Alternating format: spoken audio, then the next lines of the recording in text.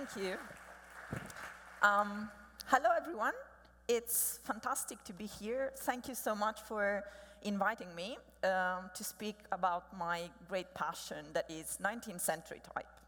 But before that, from the introduction, you can tell I'm a designer. And I don't know if you notice when you type designer, a French painter comes out, which is, I mean, I'm many things being a designer, but not that. I think I more relate to that icon, trying to manage between running in studio, teaching, also doing the research, maybe having even some, I don't know, social life, meeting friends.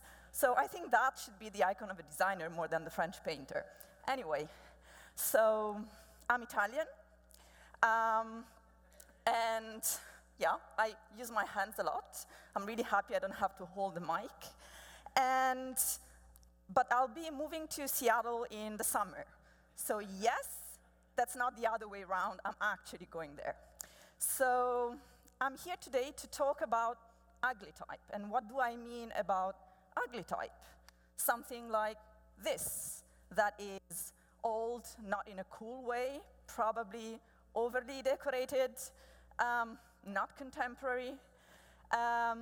And more than just that, I would like to take you to a journey on how I learned to stop worrying.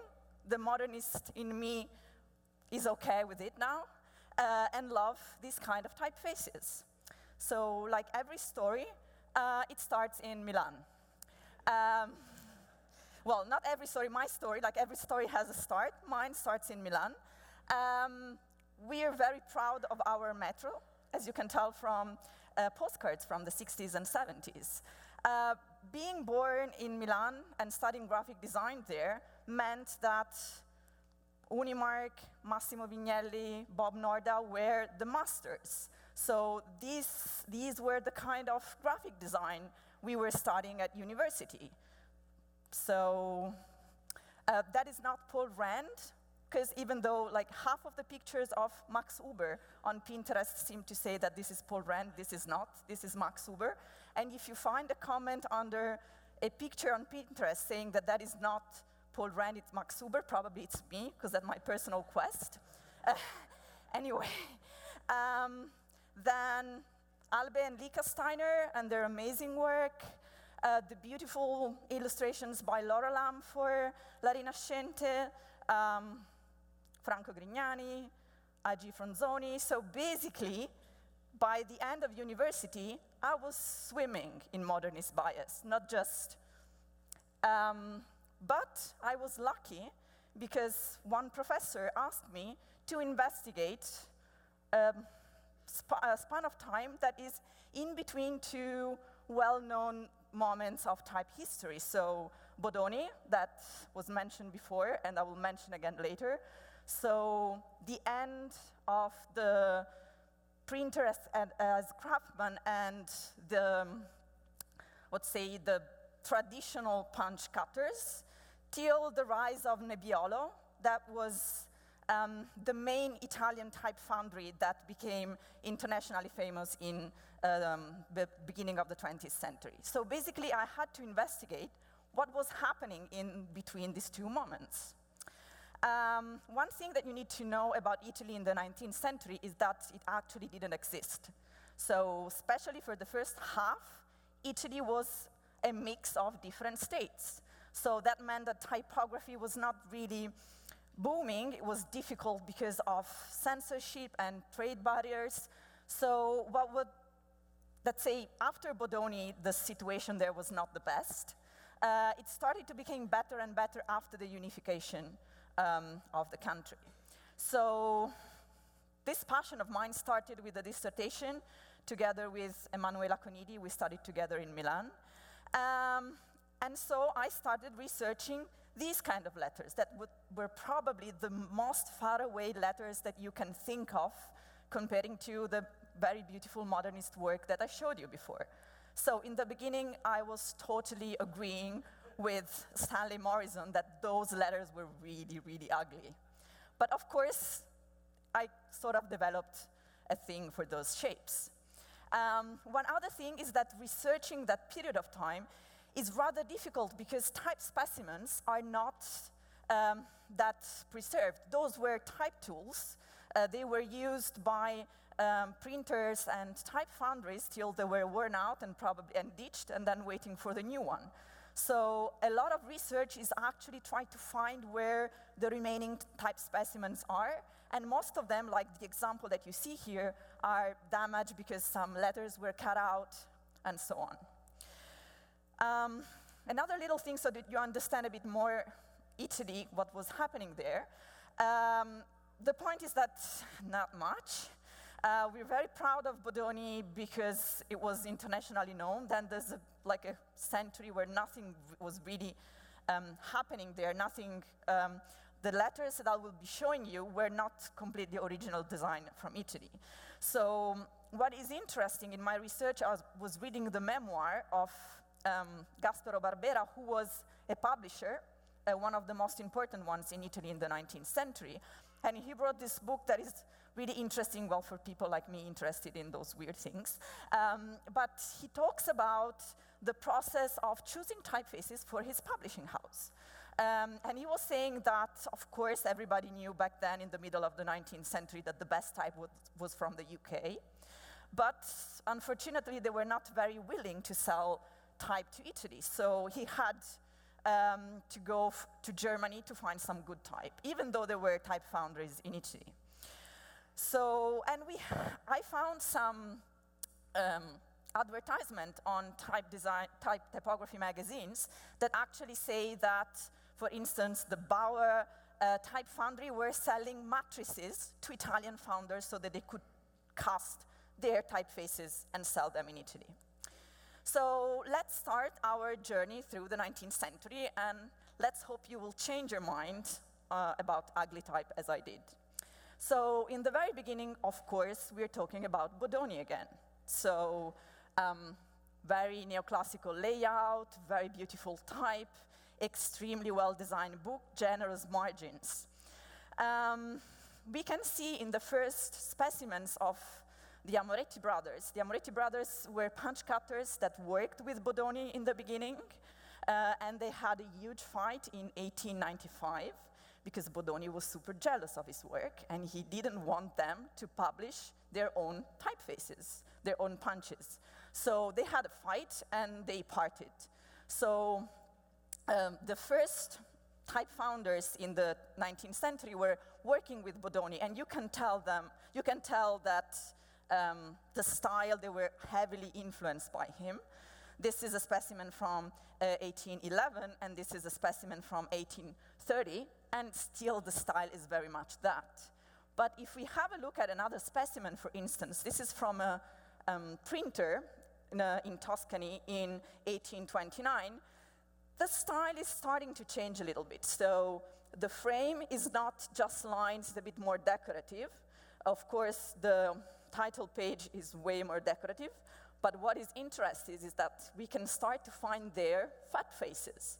So first display typefaces of the 19th century. Those are very beautiful numbers, by the way. What is also interesting is that the last two pages of this specimen, they show one of the first examples of these kind of letters that are to be found in Italy. And you can tell that the printer was really proud of those letters because they are printed in this super dark black ink that is so dark that you actually, when you flip the pages, it left an impression on the next page, and he really wanted to show that he could print those nice letters really well. So in the span of just a couple of decades, we move from neoclassical layout, something we can also relate to an overly decorated style. This is another specimen, this time from a type foundry, another one of the old ones from Milan called Comoretti. And again, we can see that something is happening with type, more condensed, shading, but nothing really radical.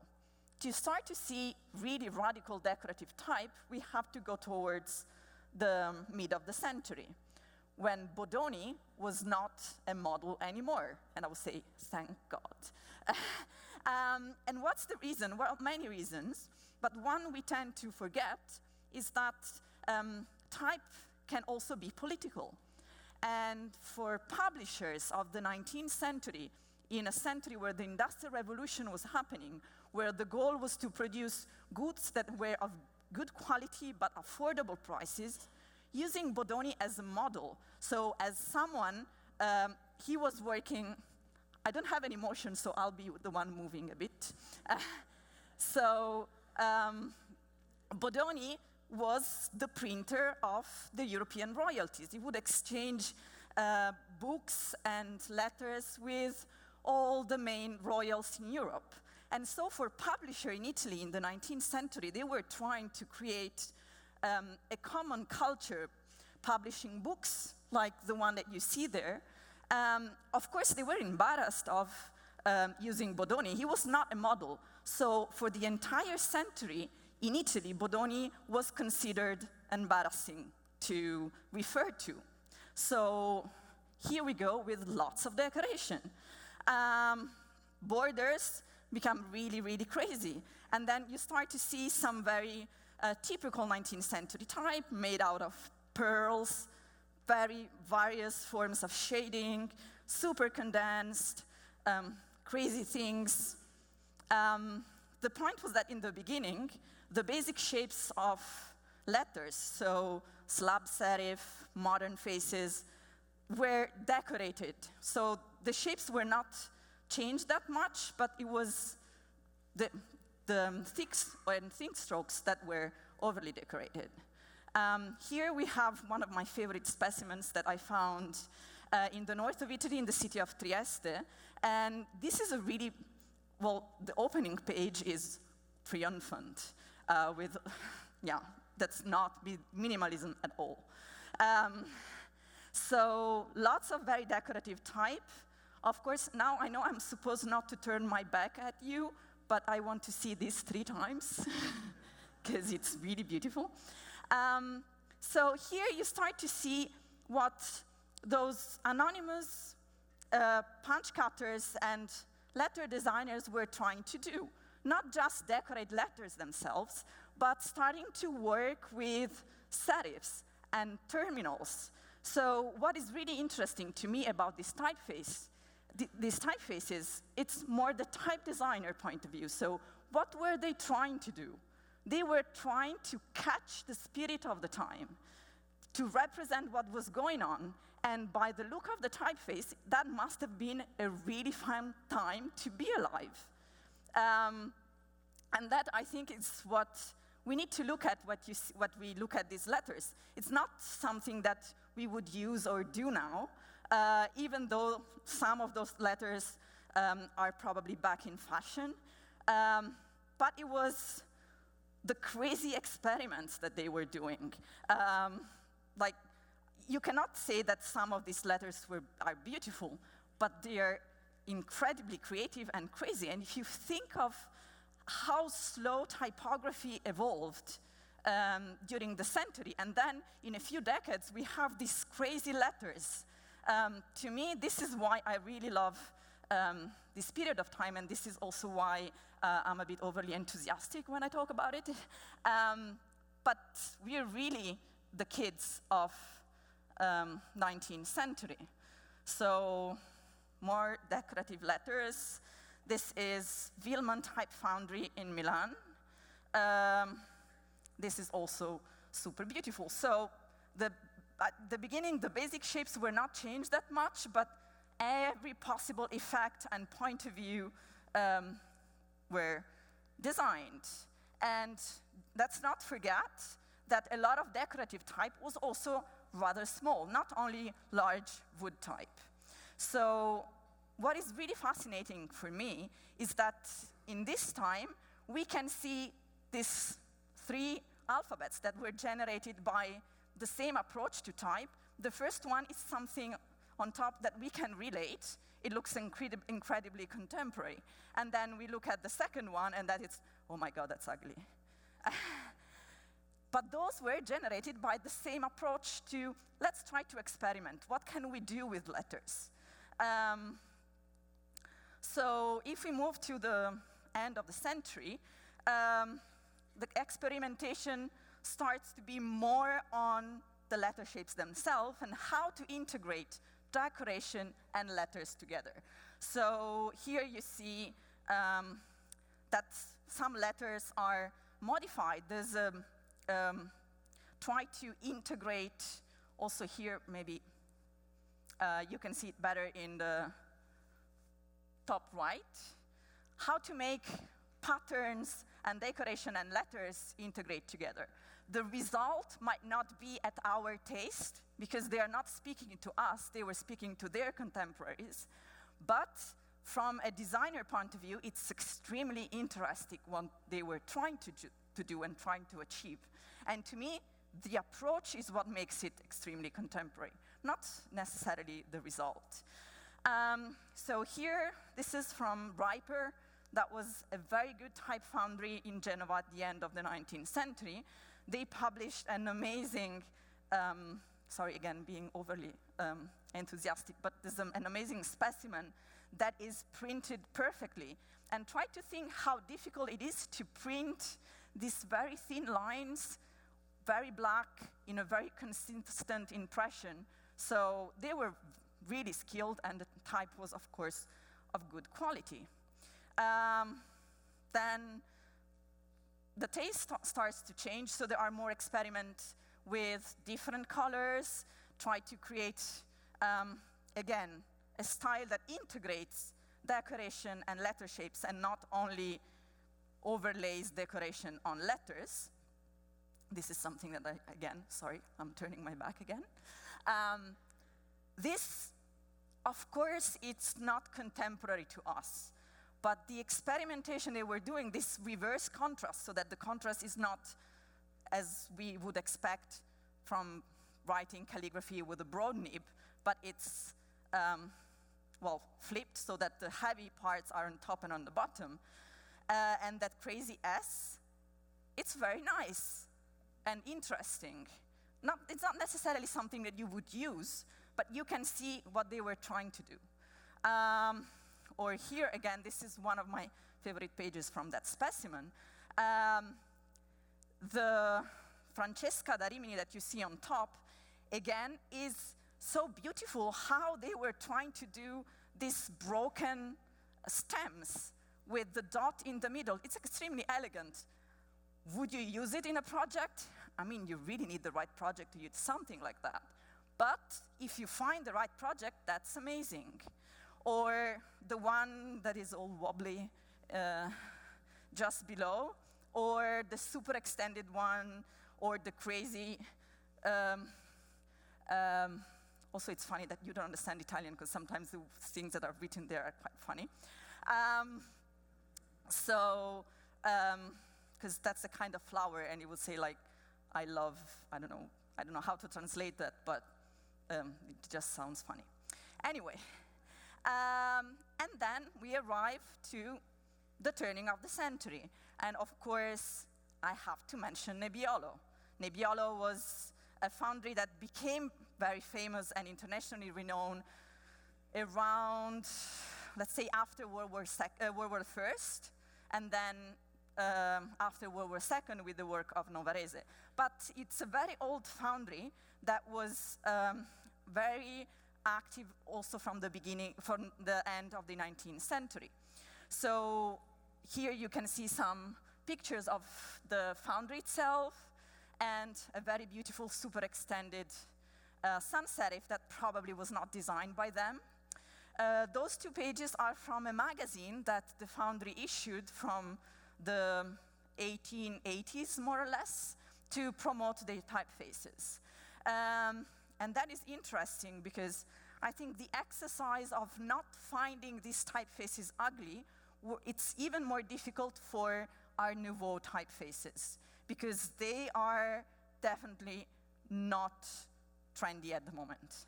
So, but again, it's interesting what they were trying to do with the weight, trying to condense and having this sort of liquid shapes on your right-hand side, or the more geometric, but not too rigid on the left-hand side.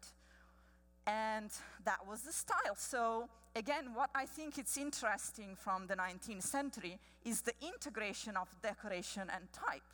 The two things were connected.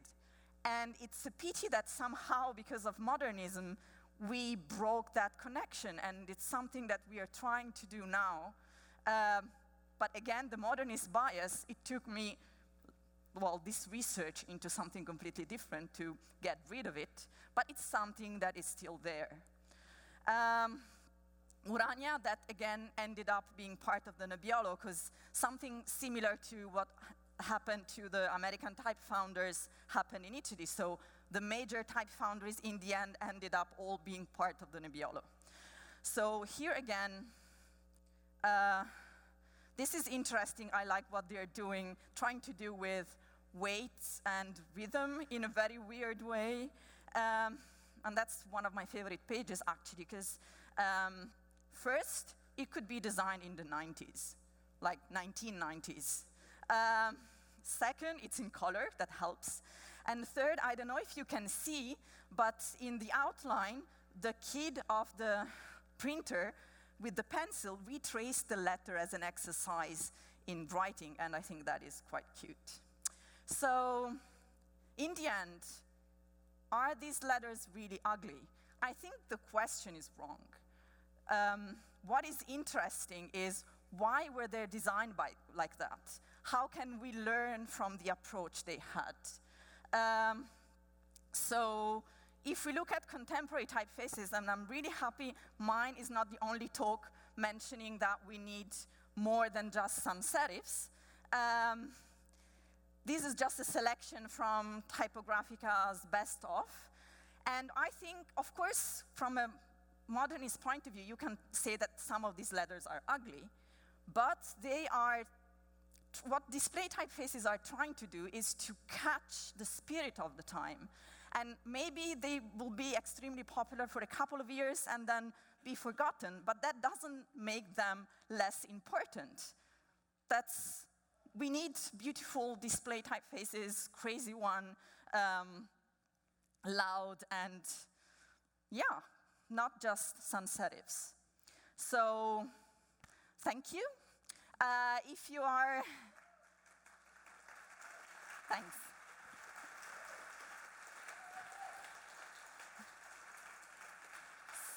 So, thank you. I also want to thank the librarians that helped me in the research. They are amazing people, and they're preserving so much of our history. Librarians love to have people that they can display their work. Also, what I showed you is just a little part of the research I'm doing on Italian type foundries, so if you're interested, be in touch. And also, part of it will be as part of this Nebbiolo history project, where me and other designers are trying to gather material and interviewing people that work there so that not everything is lost. So again, thank you so much.